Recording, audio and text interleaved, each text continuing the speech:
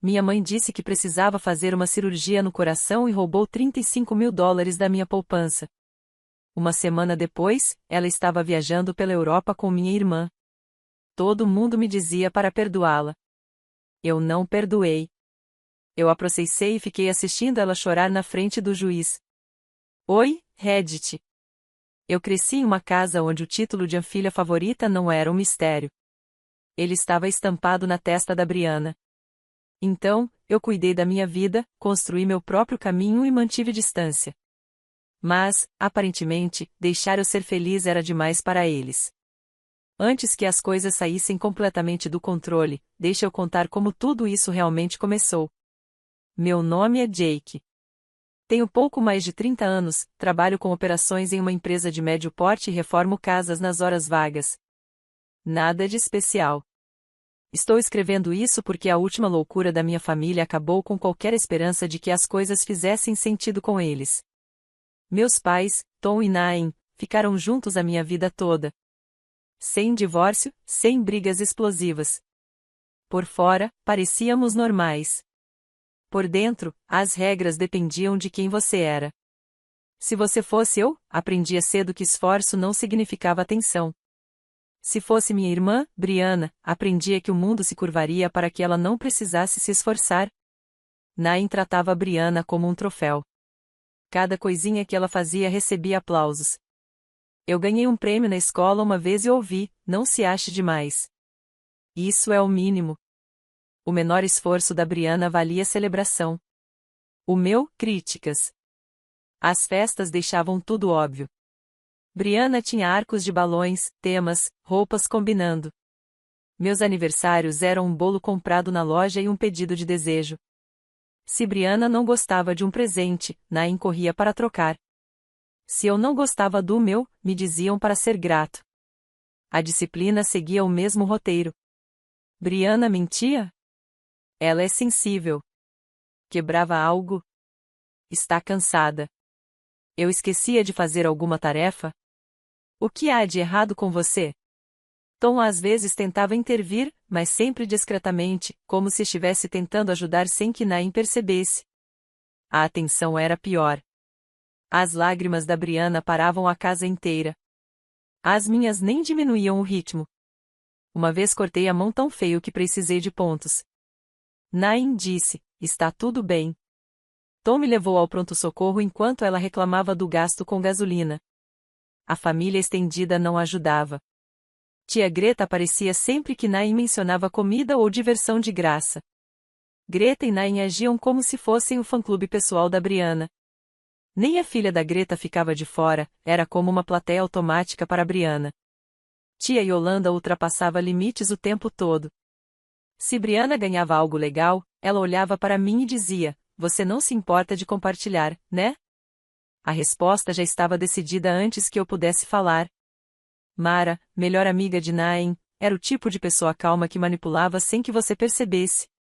Sempre que eu reclamava do favoritismo, ela dizia, você está imaginando coisas ou talvez você seja sensível demais.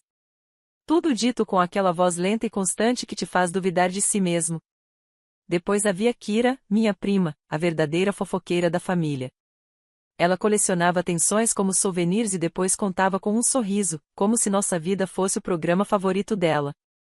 O momento que realmente consolidou tudo aconteceu quando eu tinha uns 10 anos. Levantei de madrugada para beber água e ouvi Nain conversando com Greta no corredor. Ela disse, claro como água, quando Jake crescer, ele vai ajudar com a Brianna. Os meninos devem cuidar da família. Ele será a nossa estabilidade. Como se eu não fosse uma criança no quarto ao lado. Como se eu fosse apenas um futuro salário. Eu fiquei ali, parado, ouvindo. Nain falava sobre o futuro da Brianna como se fosse sagrado. Falava sobre o meu como se fosse um plano B dela. Nenhuma menção ao que eu queria ou quem eu era. Só sobre o que eu poderia ser útil. Eu não chorei, não confrontei ninguém. Apenas guardei tudo. Era assim que eu lidava com as coisas, mesmo naquela época. Um registro silencioso na minha cabeça, anotando quem significava o que e em quem eu realmente podia confiar. Foi naquela noite que entendi que os papéis estavam definidos. Brianna recebia os holofotes. Eu ficava com os restos. E esperar justiça deles era apenas desperdiçar energia. Então, eu parei de esperar. O ponto de virada da minha adolescência veio quando Brianna conseguiu seu primeiro emprego de meio período em uma loja de roupas da cidade. Nain se gabou disso por uma semana inteira, contando para os parentes como Brianna era madura. Até a tia Yolanda disse, viu? Ela está crescendo tão rápido. Como se Brianna fosse a responsável por sustentar a família. O emprego durou 3 semanas antes de tudo desmoronar. Voltei da escola uma tarde e encontrei Nain andando de um lado para o outro na cozinha, com o celular na mão. Brianna estava sentada à mesa, rímel borrado, respirando fundo como se tivesse sobrevivido a algo trágico. Quando Nain me viu, me lançou aquele olhar de advertência que ela guardava para momentos em que não queria que eu estragasse nada. O gerente da loja de Brianna tinha ligado. Ela havia sido pega roubando, não uma, mas várias peças escondidas na bolsa durante vários turnos. A segurança tinha filmagens. Estavam liberando-a discretamente apenas porque Tom tinha amizade com o dono há anos. Nain tentou amenizar quando me explicou, como se o problema fosse o mundo ser muito duro. Ela disse que Brianna tinha cometido um erro, que estava sob muita pressão, que eu não entendia o quanto ela era sensível. Brianna imediatamente se lançou em um colapso teatral, como se tivesse ensaiado a cena. Tremia, mãos cobrindo o rosto, ofegos altos, tudo aquilo. Disse que se sentia atacada e incompreendida. E Nain agiu como se estivesse assistindo sua filha desmoronar sob o peso do universo. Tom tentou falar, mas Nain o calou rápido. Tom, não levante a voz. Ela é frágil. Ele nem tinha levantado a voz. Em poucos minutos, toda a atmosfera da casa mudou. Luzes diminuídas, vozes baixas. Todos se moviam cuidadosamente, como se as emoções da Brianna fossem um animal ferido que não podíamos incomodar. Era ridículo. Esperei até que Brianna respirasse dramaticamente de novo e Nain dissesse pela terceira vez, não podemos pressioná-la agora. Foi nesse momento que eu falei. Calmo, sem ser rude, apenas factual. Ela roubou. Ninguém está pressionando. Só não vamos fingir que ela não fez. O silêncio tomou conta do ambiente. Brianna congelou no meio do soluço, como se não esperasse que alguém quebrasse o roteiro. Nain se virou para mim imediatamente, não confusa, mas com raiva, como se eu tivesse cruzado uma linha sagrada. Jake, como você pode dizer isso agora? Ela explodiu. Ela está para baixo. Precisa de apoio. Não de crueldade. Crueldade. Essa foi a palavra que ela usou. Não para o roubo. Não para a loja ter perdido dinheiro. Não para Brianna ter mentido sobre o ocorrido. Para mim, por apontar a realidade. 20 minutos depois, tia Yolanda apareceu, porque, é claro, Brianna havia mandado mensagem para ela. Entrou com uma sacola de lanches para confortar a pobre Brianna e me lançou um olhar como se eu fosse o vilão da história. Jake, às vezes você precisa amolecer o coração, disse ela. Não precisa ser tão rígido. Ela está sofrendo. Rígido, é? A pessoa que não roubou era o problema. Mara ligou para Nain naquela noite. Ouvi toda a conversa do corredor. Ela usava aquele tom lento e suave que sempre tinha. Algumas crianças são apenas sensíveis, disse. O Jake provavelmente não entende pressão emocional. Talvez ele tenha interpretado errado. Kira descobriu em poucas horas, porque a fofoca chegava a ela mais rápido que notícias de TV, ligou para mim e fingiu simpatia, mas na verdade queria detalhes para repassar a todos com mais tempero dramático. A família inteira entrou em modo recuperação para Brianna. Nain disse a Tom e a mim para manter a paz e evitar energias estressantes. Isso significava que Brianna não precisava fazer tarefas, limpar o quarto ou assumir responsabilidade pelo problema no trabalho. Ela ganhou uma semana de folga da vida porque chorou alto o suficiente. Eu não chorei. Apenas me ajustei. Comecei a dizer a não com mais frequência. Se Nain me pedia para limpar depois da Brianna, eu dizia. Ela já é grande o suficiente. E ia embora. Se Brianna exigia que eu explicasse algo da escola ou cobrisse alguma coisa por ela, eu dizia. Não é meu trabalho. E seguia em frente. Se alguém tentava me convencer de que Brianna estava passando por algo, eu perguntava se era um colapso ou responsabilidade e deixava a conversa ali. Cada vez que eu não colaborava, Nain tratava como rebeldia. Yolanda via como desrespeito. Mara dizia que era mal entendido. Kira via como novo conteúdo para o arquivo de fofocas dela. Mas, pela primeira vez, eu não cedi. Aquele foi o ano em que parei de carregar as consequências da Brianna. Se ela queimasse uma ponte, que enfrentasse a fumaça sozinha. Tom era a única pessoa na casa que me tratava como um filho de verdade, não como uma peça extra. Ele não fazia alarde. Não dava discursos nem momentos dramáticos. Apenas aparecia do jeito que importava. A maioria dos dias, depois da escola, ele estava na garagem trabalhando em algo. Sua antiga caixa de ferramentas, uma dobradiça solta, um móvel que alguém tinha deixado lá. Eu ajudava sem precisar ser convidado. Não transformávamos em sentimentalismo. Ele me entregava uma ferramenta, eu devolvia, e nós fazíamos o trabalho. Eram aquelas horas silenciosas em que eu podia respirar sem me sentir julgado. Às vezes, ele me levava para dar voltas de carro quando Nain estava em alguma de suas missões centradas na Brianna. Nada de especial, apenas pegar suprimentos ou levar doações. Ele perguntava de leve, sem investigar. A escola está indo bem? Você está bem? Eu respondia, e ele acenava, como se isso fosse suficiente. Sem pressão, sem comparações com minha irmã, sem expectativas de carregar as emoções de outra pessoa. Ele via o favoritismo. Viu como Nain tratava Brianna como um objeto delicado e me tratava como uma ferramenta resistente, feita para aguentar qualquer coisa. Nunca disse isso em voz alta, mas também não fingia que tudo era igual. Quando Nain tinha um daqueles dias de não irrite a Brianna, Tom me encontrava depois e dizia algo como: não se cobre tanto. Essa era a forma dele de se posicionar. E, quando importava, ele me apoiava. Se Brianna mentisse sobre mim, Tom não acreditava automaticamente nela. Se eu dizia que algo tinha acontecido, ele confiava o suficiente para não assumir o pior. Isso sozinho era algo que Nain nunca me deu. Enquanto isso, o senso de direito da Brianna só crescia. Cada vez que ela se safava de algo, isso a moldava. Começou a esperar tratamento especial em todos os lugares, não só em casa.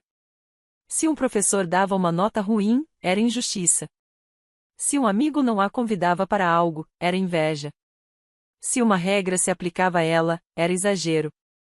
Nain alimentava isso a cada passo, dizendo que o mundo deveria se ajustar aos sentimentos dela. Foi por essa época que Phil começou a aparecer com mais frequência nos eventos familiares. Apesar de tentar, Phil não era próximo de Tom. Era aquele tipo de pessoa que flutuava na borda da família.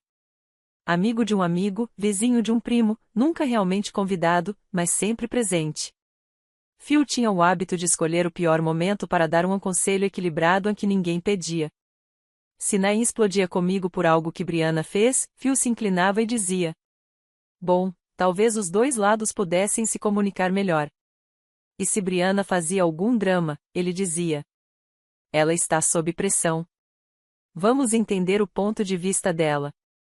Não importava a situação. Phil defendia a pessoa mais caótica da sala como se fosse um esporte. Uma tarde, Brianna explodiu com Nain porque ela não comprou uma jaqueta nova na hora. Nain pediu desculpas, o que não fazia sentido algum. Tom e eu estávamos na sala quando Phil apareceu, como se fosse se juntar à conversa. Sabe, disse Phil, é difícil ser jovem.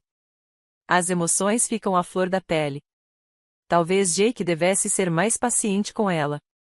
Ela está passando por muita coisa. Eu nem olhei para ele. Phil, pare de falar. Ele riu como se eu estivesse brincando. Não, estou falando sério. Essas coisas não são preto no branco. Eu cortei ele. Você não sabe nada sobre esta casa, então pare de agir como se soubesse. Finalmente ele se calou. Tom não comentou, mas me deu um pequeno aceno a caminho da cozinha.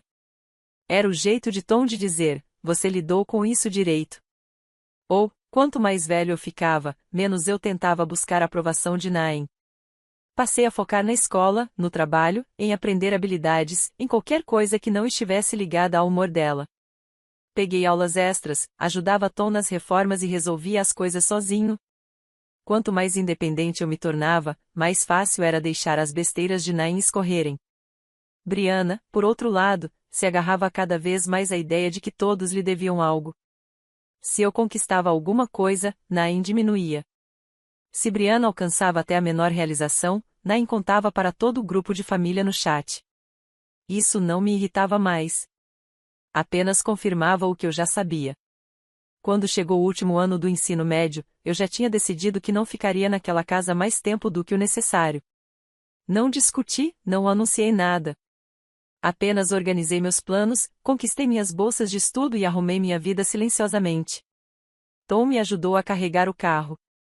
Nain rondava Brianna como sempre. Brianna nem levantou os olhos do celular quando disse que estava saindo. Sem surpresa. Abracei Tom. Ele disse: vai construir algo bom. E pronto. Simples, sólido. Enquanto dirigia, não senti tristeza. Não senti raiva. Apenas clareza.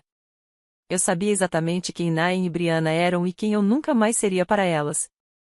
Quando cheguei aos meus últimos 20 e poucos anos, minha vida não tinha nada a ver com o que Nain esperava para mim. Eu tinha um emprego estável em operações, uma rotina rigorosa e algumas propriedades para aluguel que eu mesmo reformava. Esse espírito faça você mesmo era algo que eu tinha aprendido com Tom: construir, consertar, manter, conquistar. Isso me mantinha focado e são. Enquanto isso, Brianna continuava flutuando de uma ideia para outra. Todo mês, um plano novo, nenhum durava mais do que o tempo dela perder o interesse.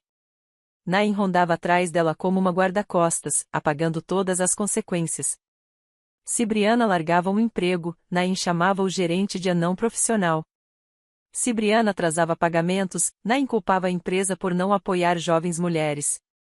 Sempre era culpa de outra pessoa. A armadilha do cosign aconteceu numa tarde de terça-feira. Eu estava em casa trocando um lustre quando Nain e Brianna apareceram sem avisar. Entraram como se fosse uma reunião marcada. Brianna ficou atrás de Nain, braços cruzados, já irritada. Nain segurava uma pasta na mão. Precisamos que você assine algo rápido, disse ela, como se estivesse pedindo para eu entregar uma chave de fenda. Ela abriu a pasta e deslizou papéis pelo meu balcão. Apenas coassine para que ela seja aprovada. Eu não toquei nos papéis. Aprovada para o quê? Um carro novo, disse Nain. Ela precisa de transporte confiável. Isso vai ajudar na carreira dela. Brianna completou. Nem é nada demais. Eu mesma pago. Ela não pagaria. Eu sabia disso. Nain sabia disso. Qualquer pessoa com 2 olhos sabia disso. O carro era caro. Muito além do orçamento dela. Daquele tipo que se compra pela imagem, não pela necessidade. Era óbvio que Brianna queria porque uma amiga tinha comprado um recentemente. Empurrei os papéis de volta pelo balcão. Não. Nain piscou como se não tivesse me ouvido. Jake, não começa. Ela precisa disso. Não repeti, calmo, definitivo. A boca de Brianna caiu aberta. Sério? Você vai mesmo fazer isso agora? Nain levantou a voz imediatamente. Ela está tentando seguir em frente na vida. Você, de todas as pessoas, deveria apoiar isso. Não vou me amarrar a um empréstimo que ela não pode pagar. Eu disse, quer que ela tenha um carro? Compre um dentro do orçamento dela. O volume na sala subiu instantaneamente. Agiram como se eu tivesse pessoalmente impedido ela de respirar. Nadine disse que eu estava matando o ritmo dela. Brianna disse que eu estava com ciúmes. Nain soltou sua frase favorita: a família se apoia. Eu não me movi. Não levantei a voz. Apenas esperei eles se esgotarem. Eventualmente, saíram batendo a porta como se eu os tivesse traído em nível nacional. Um mês depois, Tom ficou doente. A doença veio rápido. Uma semana ele estava bem, na outra já estava no hospital, sem conseguir respirar direito. O diagnóstico caiu como concreto, algo grave, em estágio avançado, pouco tempo de vida. Eu estive presente nos momentos difíceis, porque é isso que se faz por quem realmente te criou. Sentei com ele durante os tratamentos, conversei com os médicos, ajudei a alimentá-lo nos dias em que ele não conseguia sozinho. Vi a energia dele diminuir semana após semana. Nain e Brianna apareceram apenas quando ficava bom para elas. Perfeito, no momento certo, pouco antes do fim do horário de visitas, pouco antes de uma enfermeira passar, ou quando outros parentes poderiam chegar. Brianna trouxe câmeras mais do que conforto. Nain ficava à porta, como se conferisse a presença de todos. Tom faleceu em uma manhã tranquila. Eu estava lá. Nain não. Brianna também não. Elas chegaram depois e fingiram choque, como se o momento da morte tivesse ofendido pessoalmente. Na reunião na casa funerária, Nain tentou reescrever a história em tempo real, entrou com uma pasta e voz de autoridade, falando como se tivesse acompanhado cada momento da doença de Tom. Usou a expressão "o nosso momento em família" pelo menos 3 vezes antes de nos sentarmos. Tentou controlar todo o processo, música, alto-falantes, ordem dos eventos. Até pressionou para que Brianna falasse na cerimônia. Ela era tão próxima dele, dizia Nain. Brianna ficou olhando para o celular o tempo todo. O diretor do funeral se voltou para mim, porque Tom havia deixado instruções nomeando-me como ponto de contato. Nain percebeu e tentou se intrometer imediatamente. Jake, você deveria incluir sua irmã em tudo. Isso é sobre união. Recostei na cadeira. Nain, Brianna não esteve aqui por ele. Ela quase não visitou. Não vai fazer discurso. Nain se endureceu. Está questionando o luto dela? Estou apenas dizendo a verdade, respondi. Não estamos fazendo nada para a plateia. Ela ficou surpresa, depois ofendida, depois sobrecarregada. Seu ciclo de sempre. Pediu ao diretor do funeral para considerar os sentimentos de toda a família, mas ele continuou olhando os papéis. Meu nome, minha autoridade, escolha de Tom. Eu encerrei aquilo de forma clara e definitiva. Toda tentativa dela de controlar algo, eu bloqueava com uma única frase. Sem gritos, sem discussões intermináveis, apenas clareza. Algumas semanas depois, a herança foi resolvida. Tom deixou tudo para mim, suas contas, suas pequenas economias, os bens que possuía de fato. Nain fingiu apoio por 2 dias, como se respeitasse os desejos de Tom. Brianna foi educada por uns 10 minutos, mas o tom mudou rapidamente. A maneira como falavam, como faziam perguntas, e o jeito de Brianna circular pelos assuntos de estabilidade e planos futuros. Eu as conhecia há tempo suficiente para reconhecer o início de um padrão. Elas não estavam mais de luto. Estavam circulando. Tom tinha aberto uma conta de poupança para mim quando eu era criança. Era uma conta fiduciária no meu nome, sob a última do nosso estado, com Nain registrada como custódia. Legalmente, o dinheiro era meu. Ela apenas tinha autoridade de transação até eu atingir a maioridade. Nunca apressamos a transferência de titularidade enquanto Tom estava vivo, porque não havia necessidade. Depois que ele morreu, o banco ainda mostrava ela como custodiante nos papéis, o que significava que transferir a conta para mim exigia formulários lentos de retitulação e verificação de identidade. Exatamente o tipo de processo que Nain poderia prolongar indefinidamente. Eu nunca toquei na conta porque não precisava. Bolsas de estudo e trabalho pagavam meus custos, e Tom sempre dizia, deixe para quando realmente importar. Nain nunca se aproximou enquanto ele estava vivo. Não por respeito, mas por medo das sobrancelhas de Tom se ela tentasse algo suspeito. Depois da morte dele, eu deveria ter sabido que aquela conta começaria a parecer uma máquina de dinheiro para ela. Mas antes de chegar lá, ela fez as rodadas de aquecimento. Tentou alguns pequenos sustos de saúde, o mesmo padrão que testava antes. Uma manhã, disse que sentia o peito apertado. Eu disse, me passe o endereço da clínica. Eu pago diretamente. De repente, ela se sentiu ótima. Outro dia, foi tontura. Mesma resposta minha. Mesma recuperação milagrosa. Achei que estava entediada, não doente. Então ela decidiu exagerar. Eu estava em um dos meus imóveis trocando um degrau danificado quando Brianna ligou, soando como se estivesse em um filme de desastre. Jake, mãe desmaiou. Ela não levanta. Por favor, atenda. Ouvi movimento, choro, o eco de um cômodo com gente demais. Então, uma voz ao fundo. Profunda, calma e oficial o suficiente para me fazer parar o que estava fazendo. Senhora, afaste-se. Deixe-a respirar. Brianna colocou o telefone no viva voz. Outra voz disse: possível evento cardíaco. Estamos transportando agora. Ok, isso chama atenção, mesmo sem confiar totalmente nas pessoas envolvidas. Fui para o hospital. Quando cheguei, Nadine estava em uma cama, com monitores, pálida o suficiente para convencer alguém que não estava acostumado com suas performances. Uma enfermeira explicou que haviam feito testes preliminares, mas ela precisava de acompanhamento com um especialista em cardiologia fora do estado, no Arizona, com vaga imediata para avaliação. Tudo parecia suficientemente real, equipe real, equipamentos reais, hospital real. Mais tarde, naquela noite, Naim me enviou por e-mail uma estimativa de tratamento. Abri esperando seus golpes amadores de sempre.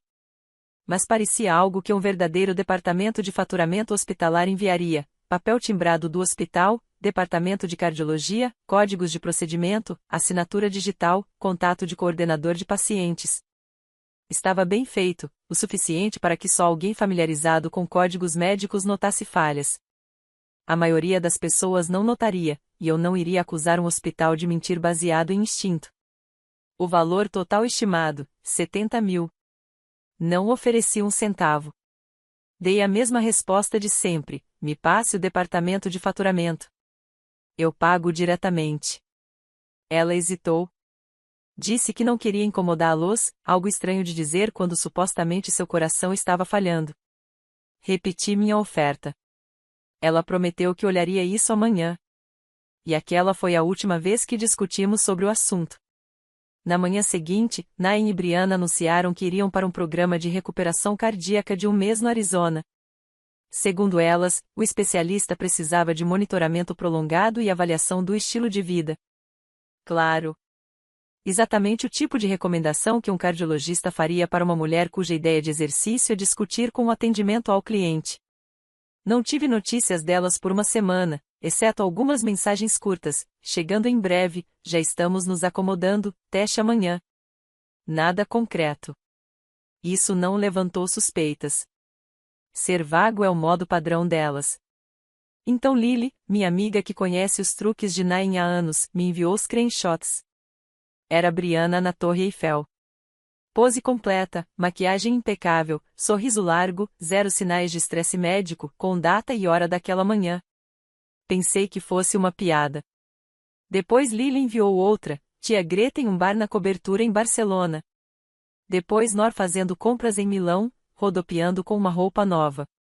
Depois Brianna novamente, desta vez na Espanha, bebida na mão, rindo como se tivesse acabado de ganhar na loteria. Lily escreveu: achei que sua mãe estivesse no Arizona. Pois é, essa era a história.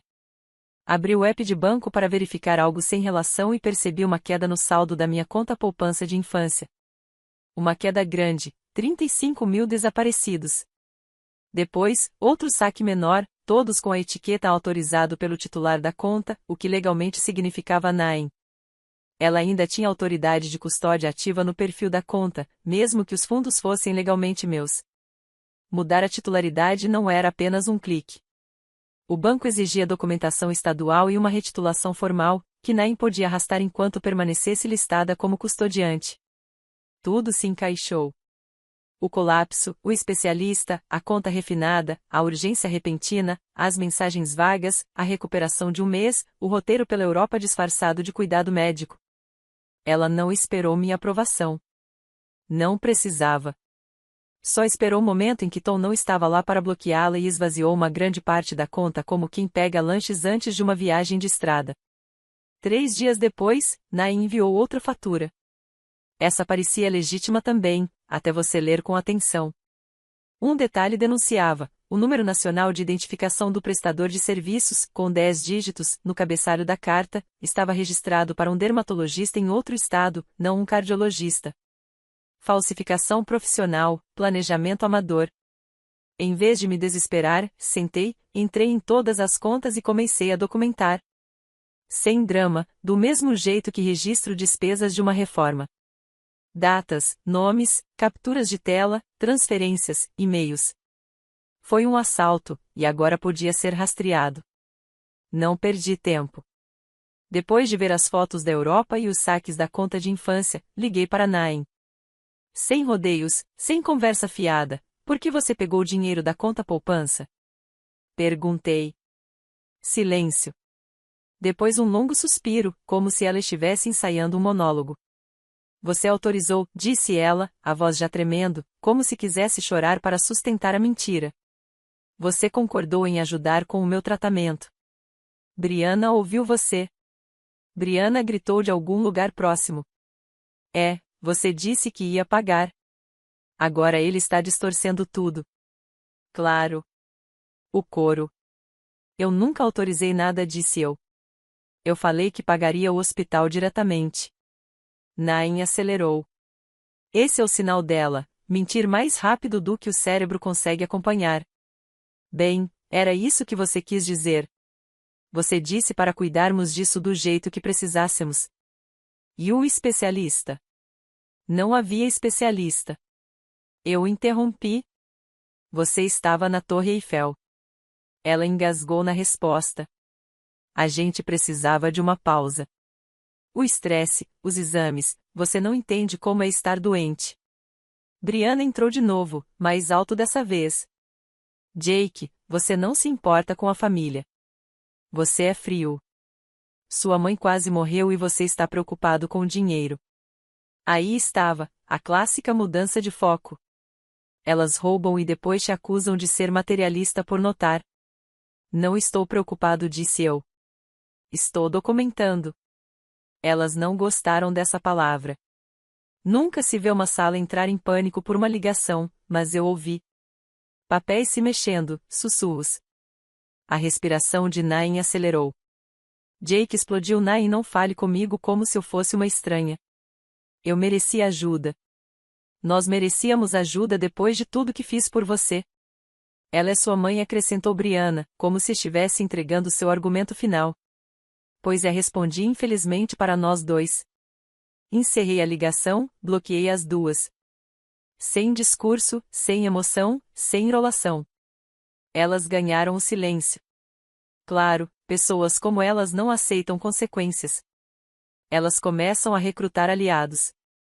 Em menos de 48 horas, Mara de algum jeito se autoproclamou porta-voz dos feridos.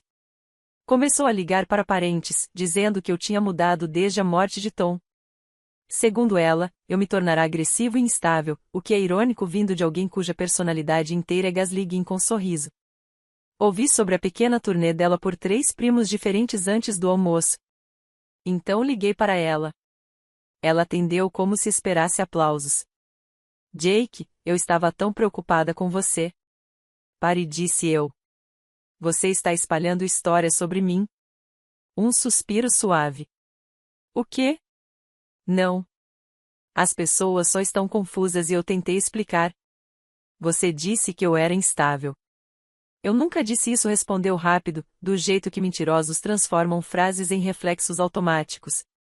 Talvez alguém tenha entendido errado. 3 pessoas entenderam a mesma frase exatamente da mesma maneira. Ela hesitou um piscar de olhos a mais. Então veio o ato de inocência. Querido, você está de luto. Está sendo sensível. Aí estava, o movimento clássico do manual. Quando acuada, acusa a outra pessoa de ser emocional. Chega, Mara. Não dei mais corda. Jake, espera, desliguei. Também bloqueei ela. A próxima foi Kira, que nunca perde uma chance de jogar gasolina no fogo da família. Ela me mandou mensagem fingindo se importar. O que está realmente acontecendo? Respondi em uma linha, só os fatos. Nain roubou da conta. Brianna ajudou a encobrir. 5 minutos depois, ela fez print da minha mensagem e jogou no grupo da família com a legenda: Jake perdeu de vez. Está obcecado por dinheiro. Isso é nojento. Ainda colocou um emoji chorando para efeito dramático. Esqueceu que eu não brinco de telefone sem fim. Bloqueei ela antes que terminasse de digitar a próxima frase. Sem reação, sem explicação, apenas uma remoção silenciosa, o que a irritou mais do que qualquer coisa que eu poderia ter dito. Então veio a tia Yolanda, a auto-intitulada responsável pela ética da família. Ligou como se estivesse convocando uma criança para o gabinete do diretor. Ouvi o que você fez, disse ela. Você precisa assumir a responsabilidade. Sua mãe e sua irmã estão sofrendo. Dinheiro vai e vem, mas família. Yolanda, interrompi, você nunca viu um limite que não quisesse violar. Ela ficou sem palavras. Desculpe. Você me ouviu, disse eu e desliguei. Não dei chance de reiniciar a conversa. Finalmente, Phil apareceu, no horário combinado. Phil é o cara que adora dar opiniões equilibradas sem nunca conhecer os fatos. Mandou mensagem com sua sabedoria completamente fora de contexto. Talvez sua mãe não tenha tido intenção de pegar o dinheiro. O luto faz as pessoas agirem de forma estranha. Claro. E a gravidade faz as coisas caírem. Obrigado, professor. Respondi. Ela comprou milhares em bolsas na Itália. Se luto faz isso, o mundo inteiro está em perigo. Phil respondeu com um parágrafo sobre comunicação e entender os dois lados. Mas eu não li. Bloqueei. No final da semana, parecia que alguém tinha sacudido um globo de neve cheio de idiotas. Eles estavam em toda parte, ligando, mandando mensagens, sussurrando. A campanha de difamação corria a todo vapor, movida pelas duas pessoas que tinham mais a perder se a verdade viesse à tona. Mas nada disso funcionou como elas queriam. Não houve surto, nem gritos, nem contra-ataque dramático, apenas saídas limpas. As pessoas acham que cortar contato com a família é difícil. Não é. O difícil é fingir que o comportamento deles faz sentido. Quando você para de fazer isso, o resto se torna fácil. Passei os próximos dias organizando tudo em silêncio: extratos bancários, horários de saque, fotos da Europa, contas médicas falsas, cada mensagem que elas enviaram se gabando de recuperação, cada mentira revisada. Eu ainda não sabia qual seria o próximo passo, mas não envolvia falar com elas. O tempo de conversa tinha acabado. O tempo de performance também. Essa era a parte em que as coisas finalmente ficavam interessantes, e eu tinha terminado de ser bonzinho. Uma semana depois de cortar todos, entrei no escritório de um advogado com uma pasta grossa o suficiente para engasgar uma trituradora. A recepcionista me deu um sorriso educado, aquele tipo de sorriso que se dá quando se pergunta mentalmente: que nível de problema ele está carregando nessa pasta? O advogado, na casa dos 40, terno impecável, olhar ainda mais afiado, sentou-se à minha frente e perguntou o que me trazia ali. Dei a versão curta. Nadine pegou o dinheiro da conta que Tom abriu para mim. Mentiu sobre uma emergência cardíaca. Usou os fundos para viajar por França, Espanha e Itália. Forjou documentos médicos. Depois, ela e Brianna me difamaram para toda a família quando eu não entrei no jogo. Ele não se abateu.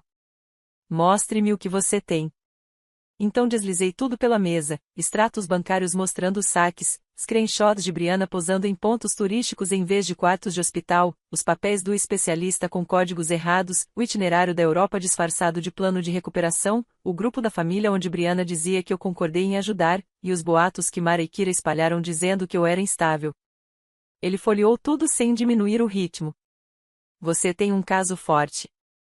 Isso é fraude, apropriação indevida, enriquecimento injusto, violação de dever fiduciário em conta de custódia e, dependendo de até onde as mentiras foram, difamação. Exatamente como eu esperava. Ele explicou o processo. Antes de entrar com uma ação, era necessário enviar uma carta de notificação. Uma última chance para Nain e Brianna agirem como seres humanos antes do tribunal se envolver. Eu não ligava para isso, mas protocolo é protocolo. A carta foi enviada na manhã seguinte. Exigia que devolvessem o dinheiro, corrigissem suas mentiras e parassem de usar meu nome para sustentar o papel de vítimas.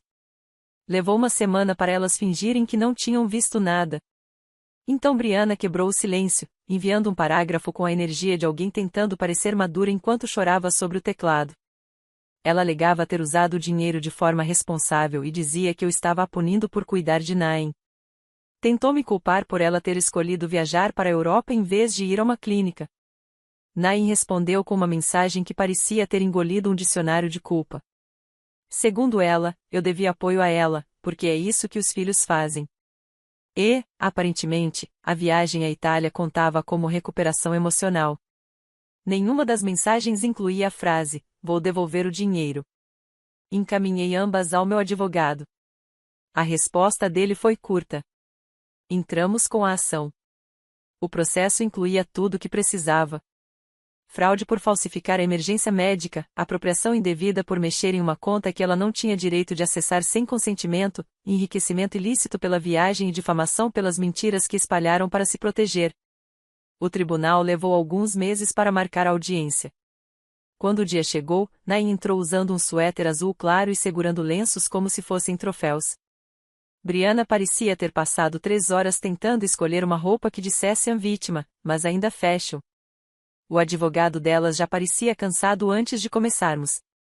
Meu advogado apresentou a linha do tempo de forma clara, os saques, os documentos médicos falsificados, os voos para a França datados no mesmo dia em que Nain alegava estar fazendo exames, as postagens de Brianna nas redes sociais, as mentiras no grupo da família, os boatos de Mara, o som dramático da captura de tela de Kira.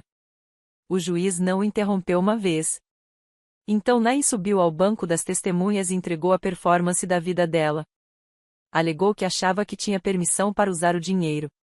Disse que estava confusa após a morte de Tom. Afirmou que a viagem ao exterior era pela saúde, porque o estresse afeta o coração. O juiz perguntou por que ela precisava de bolsas de grife para recuperação cardíaca. Ela respondeu que itens de conforto reduzem a ansiedade. Até o advogado dela estremeceu. Brianna tentou ajudar dizendo que lembrava de eu ter dado aprovação verbal. O juiz perguntou quando e onde.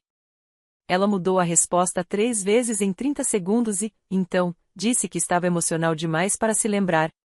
O juiz disse que isso não ia funcionar. No final, Nain e Brianna não estavam se defendendo. Estavam improvisando mal. Cada desculpa contradizia a anterior. Cada resposta as enterrava mais. Toda tentativa de ganhar simpatia desmoronava diante das provas. A sentença não foi dramática. O juiz nem levantou a voz.